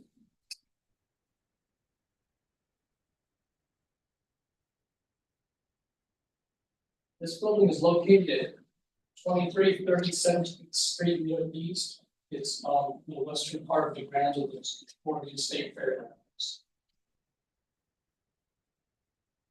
Criterion School is a one-room schoolhouse originally erected in Criterion, Oregon in 1912. It was once located about 12 miles south of Logan, Oregon, and served the children of local range until 1925. Upon completion of the Dallas California Highway, when it reached Klamath Falls in 1925, the school was then no longer needed, and officials decided to bus students north using the newly completed road. The schoolhouse was then occasionally used for community events until 1953, when it was generally abandoned, sometimes used for grain and cave storage. And it continued that way until 1976, the United States bicentennial. That's when the Oregon State Department of Education did a statewide search for representative early school that could tell the story of other schools, especially rural schools. And they wanted to move an example to the Oregon State Fairgrounds for the bicentennial celebration. It was quite a challenge. Different options were considered. One option was moving it by helicopter. You can see one of these images of some National Guards people looking at that. That seemed a little less feasible when they looked at all the details. But what did end up happening was feasible, but it was also a lot of work. In order to get it to the fairground from where it was located, they had to take the roof off. They had to cut the school in half and then drive it over there. And you can see there the image of it coming into Salem, getting ready. And then after that, it was reassembled on the fairground property. Originally, this was a temporary arrangement, for the 1976 exhibit, but then it was popular, and so they worked with the fairgrounds and it was shifted to another location on the fairground property in 1978, and now that's where it stands today. So that's where is located today, and this is an image of it, shortly after they pieced it all back together, put a roof on, put their school bell and all of that back on. And then this proposed is not the only recognition, although this property is not looked on the National Register, mainly because of the relocation. That makes that a challenge. It was the first schoolhouse in Oregon to have this. The Country School Association of America, which is a nationwide nonprofit, recognizes school on the National Schoolhouse Historic Register. That was in December 22 of 1922, because it's an important example in Oregon of a wonderful schoolhouse of this era. And then in order to designate, we have specific criteria that is in SR 3230.010. And then I'll just summarize each one, one at a time. The first one will be significance, and then will be integrity. The first is the age. You can see here on the left side, there would be the specific language if you have an interest in it. On the right side, we'll have our summary of what we find when we look at the facts. The first is, it was built in 1912 and it's 112 years old, which is much older than 50 years. And so we feel that meets that criteria. The second criteria is that it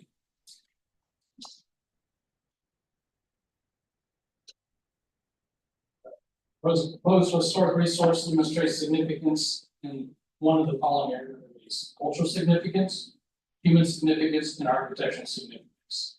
Culturally, it is a contribution to Oregon State the character of that, and it embodies an embodiment of early education Oregon to its form, to the processes go through there. In terms of human significance, it similarly is an example of early settlement of education in Oregon, and also the bicentennial, which is a one-time event that is quickly approaching 50 years in and of itself. And then the third is, it is an example of architectural type. It is a very high integrity example of a vernacular one-room schoolhouse, of the early 20th century. It also has an interesting feature in that, whereas some will have different ways to let light in, this particular one has one wall with windows on one side where all you can do is shoot light onto there and you can see the the chalkboards and that sort of thing. So it's not only a good type example, but it's a type example of relatively rare daylight configuration. And then the other one is, we've spoken of significance, but then we have criteria. How does it convey that significance? Does it continue to tell a story that we need to tell? And then we find that in this, because when you look at the house, when you look at the school as it appears today, it appears to have all the characteristics of the schoolhouse in this era. We have, the schoolhouse type. It has its form. It has its materials. It has, features like the daylighting. It has classroom inside. And then the exterior cladding is in place. The historic windows are in place. It has the school bell up top. It has a little porch on the front. All of these things are typical that people instantly recognize that. And learn what those look like. It still has all of those to tell the story. And then we do have owner consent for this property. It is owned by the state of Oregon. Representative of them is a signatory to the application itself. And then we have received some testimony. In terms of public comment, we have 2 comments, and both of those were in support of a local designation for the building. It is technically not within a neighborhood association, but the adjacent neighborhood associations were notified, but we did not receive comments for or against within to the present time.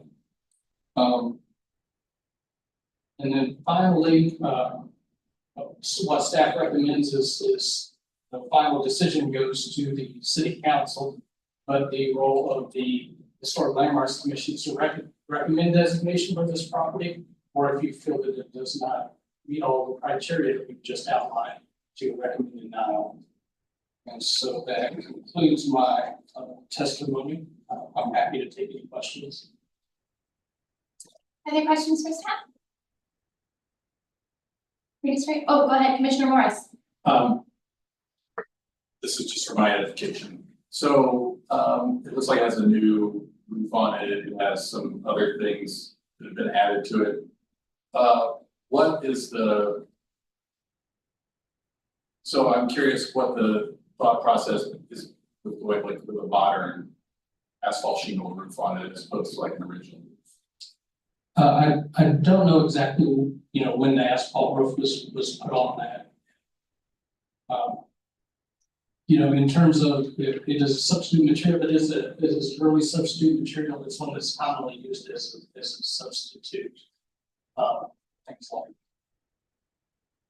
projects, a lot of it has to do with maintenance and availability. If there were other elements that were changes in terms of material, we, you know, staff may have more concerns. But we have so much more there, like the cladding material in windows, and overall integrity, I would say it's still very obvious. So if it is approved, so follow up is, if it's approved, if they choose in the future, they get funding to change that material, is that gonna come back to us for, or is it administrative, would that come back to us as a review then as a historic resource?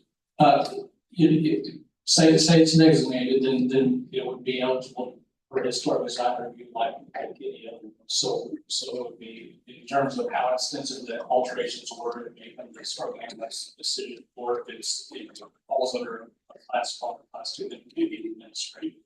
Okay. Great, thanks. More questions? All right, excellent. We will move on to the next item here, which is going to be the applicant's presentation. Is there anything that the applicant would like to talk to us? You don't have to if you don't want to, but we'd love to hear.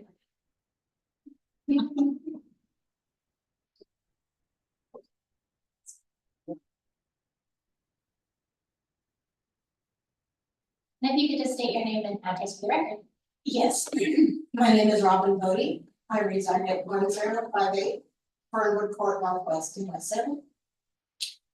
And I would just like to thank everyone here for the opportunity for us to bring this to your attention.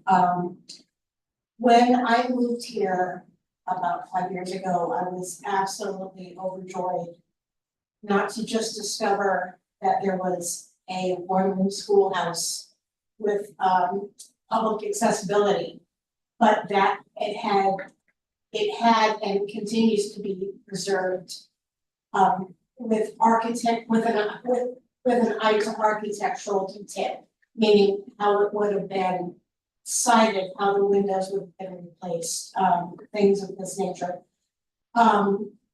Where I used to live, this is not the case.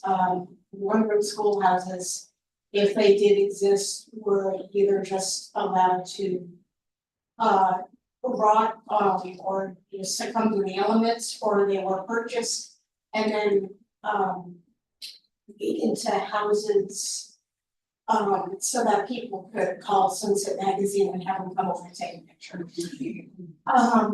So again, I'm thrilled that I'm working with a wonderful group of people who are not only wanting to show future generations the importance of education, but also the history of how we got to where we are today. Thank you. Excellent, thank you. Any questions from the applicant? All right, perfect. Is there anyone here from the neighborhood association who'd like to speak? Okay. Is there anyone, I do have one person on the sign up sheet, Kurt Henkel. Perfect. And if you could just state your name and address for the record, that'd be great.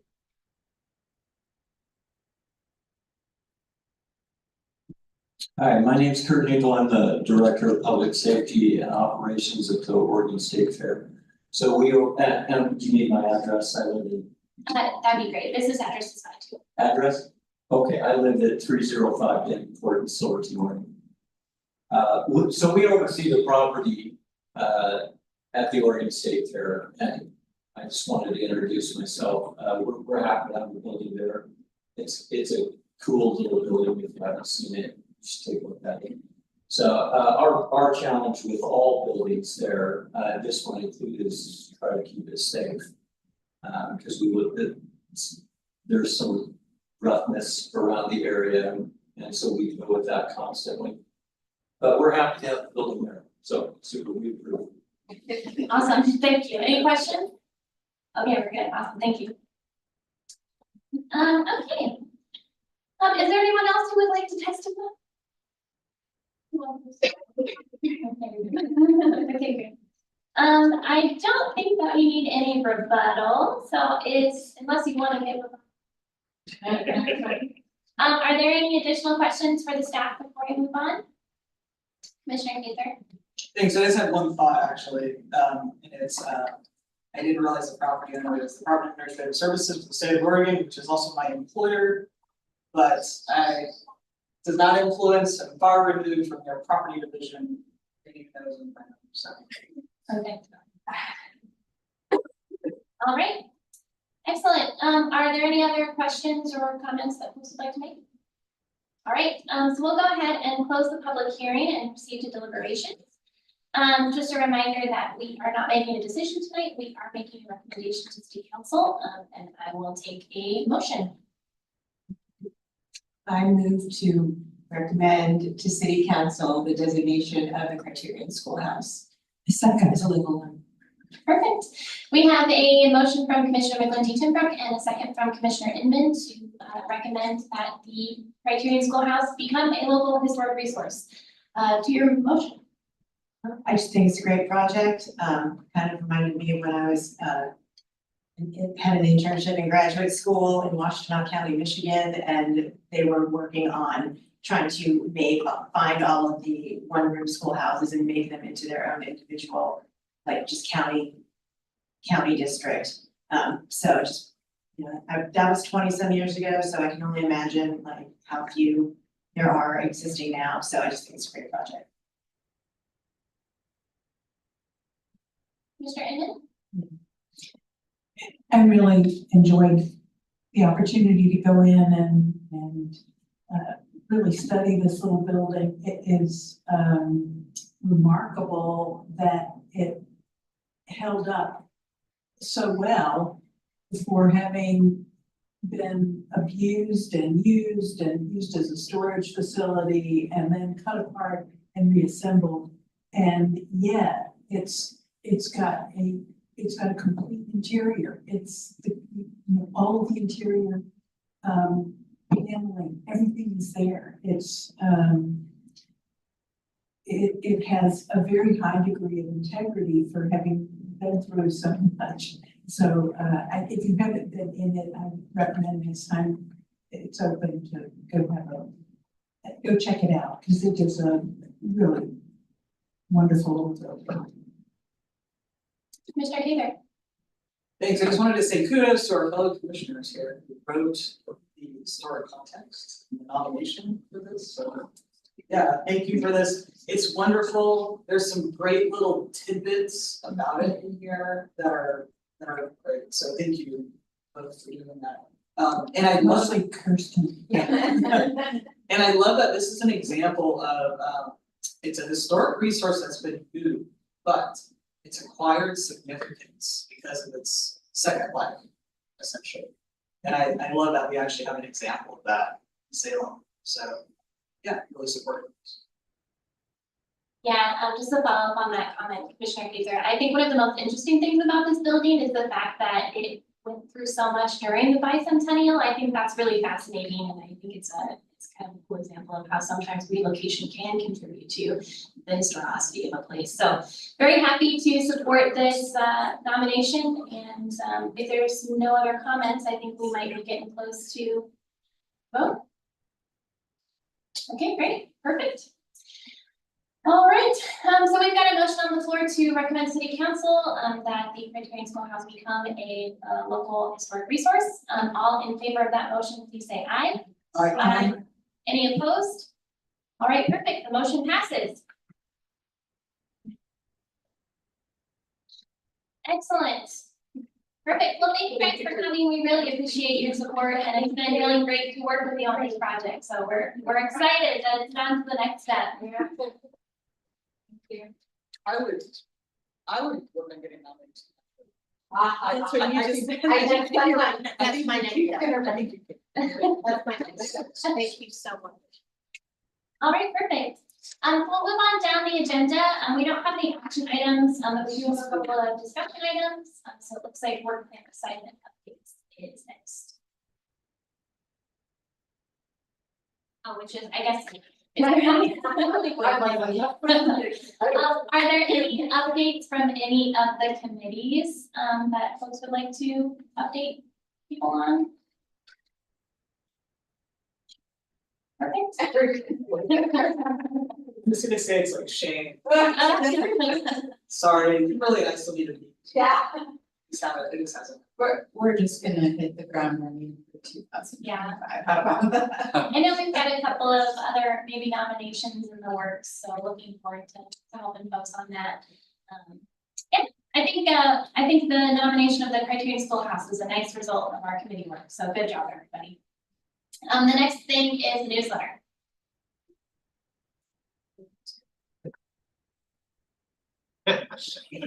Hello.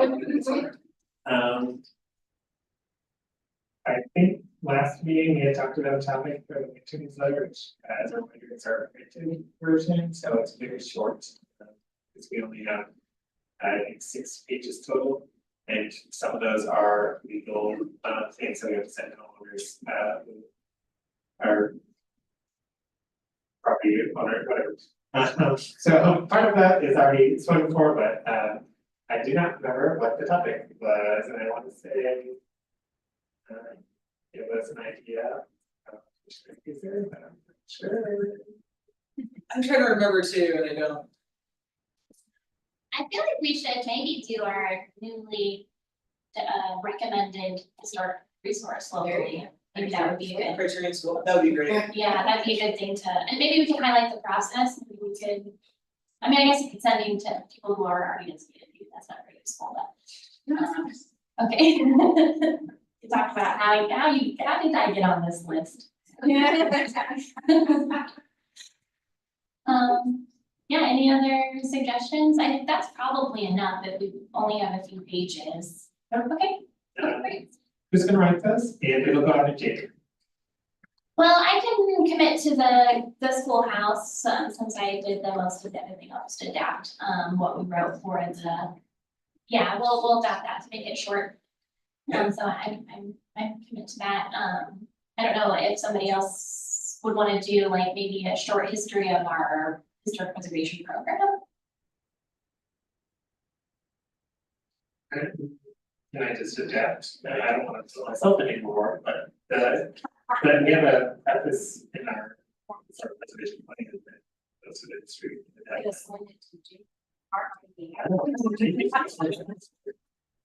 Okay, yeah, that works for me. perfect.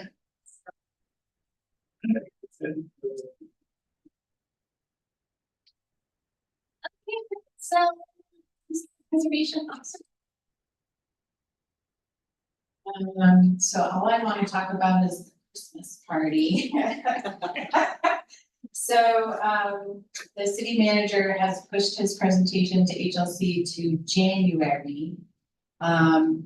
And Jake reached out to Deepwood, who has a new director, that they've offered to host us at our annual, well, we've been doing this for a while. At Deepwood on the 19th, which is the date of our next scheduled meeting. And so we, in years past, have done a potluck, so I hope that you'll can come.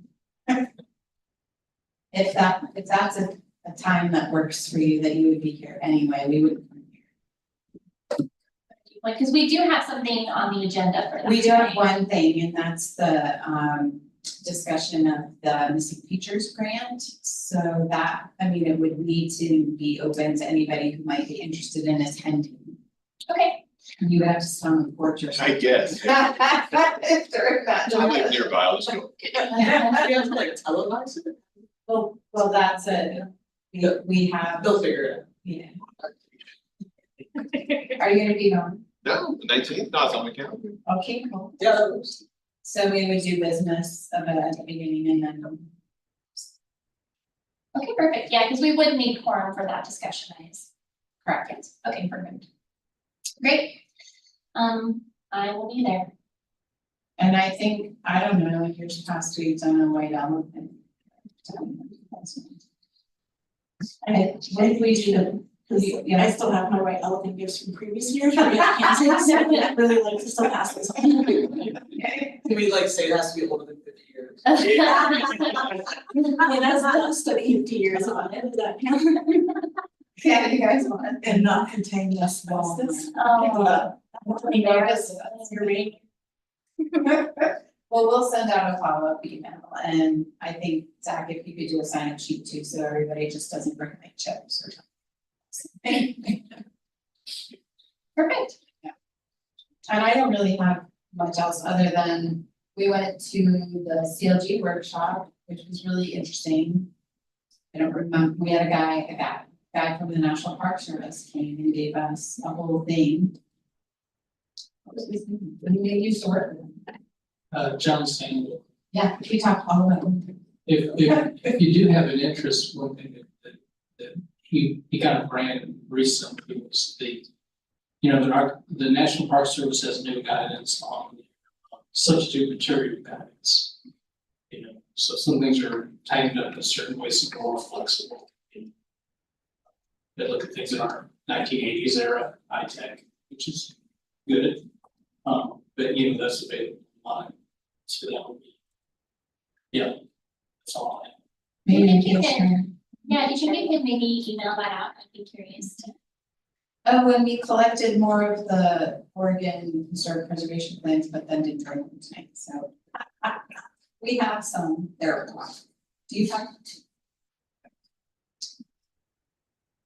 Commissioner Inman? Yes, I wanted to say that I went to a really wonderful lecture by Lori Matthews sponsored by the Oregon Scriber Conservancy, and she discussed cultural landscape planning in Oregon, and it was just very interesting, very interesting. She teaches at the university, and she is also a one of the leads in Moore, Isopano and Goldsmith MIT consulting firm. So it was great. That's interesting. I know we have the park. I'm blanking on the name of the park that we're working on, Jacob. Inglewood. Thank you, Inglewood. So I'm just thinking about how maybe some notes from that lecture would be interesting to apply to our, designation of that park, since it's a landscape more than it is a building or anything like that. So maybe we could pick your brain about that when we go further on the process. Yes, I think it would be worthwhile.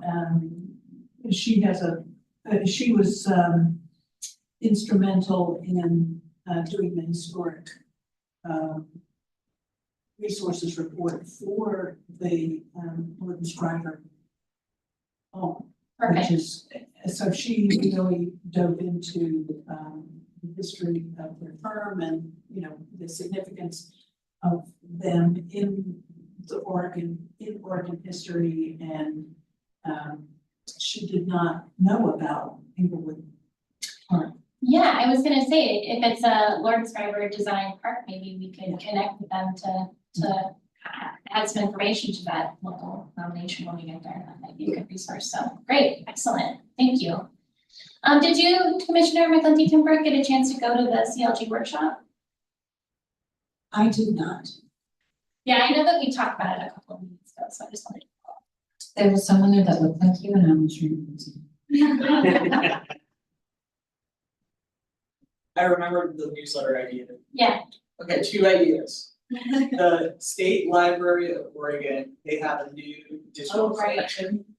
So there's 2 things of interest. They have all the voters pamphlets back to like 1900. Online, digital, local, and for all the counties and stuff. So it's really interesting. So I was thinking about doing something on that. The other interesting thing is they have a collection on script, Russian era script. That was used instead of, so the banks went down, a lot of local places issued their own script. There's script from Salem. There's actually very cool script from Silverton, but there could be something about that, just the interest. maybe in the spring or something. Around tax season, spring. Sounds like that. I do wanna give a shout out to Andy. It's your last public hearing. I don't know, so thank you so much for all your years of service and being our chair and, Yeah, I've enjoyed my couple of terms here, and we certainly ended with quite an exciting meeting last month and this one, but I've enjoyed my time serving on the commission. I wasn't sure exactly what I would expect, just because I'm usually in the background just writing things. It's not necessarily, discussing things in a public forum about history, but I enjoyed my time here and appreciate everybody that I've worked with on the commission and everybody's efforts that they've put forth. That's been really enjoyable to see everybody's enthusiasm for celebrating Salem's historical landmarks and sharing that information with other folks in the city who may not be as familiar or as passionate about such things. So it's been great. well, I hope you and your family can come to the Christmas party, and then I hope maybe you'll consider continuing to do some writing and radio. Amazing, thank you so much. We really appreciate all your time and dedication to the commission. It's important, so we appreciate it. I have a thing. I don't know if it was last week before, but I met with Nicole Prostit from Restore Oregon. And she wanted a tour of the former Woodlocks building. And so we went through that and showed her what's going on. And she was asking for some support. They're going to work with some legislatures when it's back in session to try to get the special assessments program, ShipLooks program back. Because it's, it's sunsetted back in March of this year. And so that's a valuable financial resource to help protect our historic resources. And so if anyone's interested in collaborating on that, I plan to give some poorly worded testimony because I'm not as eloquent as y'all, but yeah. Anyone wants to make that a team effort, and that is, yeah, that's helpful. Sure. Definitely. So that's from my office and. I don't think we can't do anything as a commission for that, but you can act as an individual for that kind of thing. Okay, perfect. Okay, great. Are there any other updates or anything else you want to bring up? Okay, great. I will go ahead and adjourn the November 21st meeting.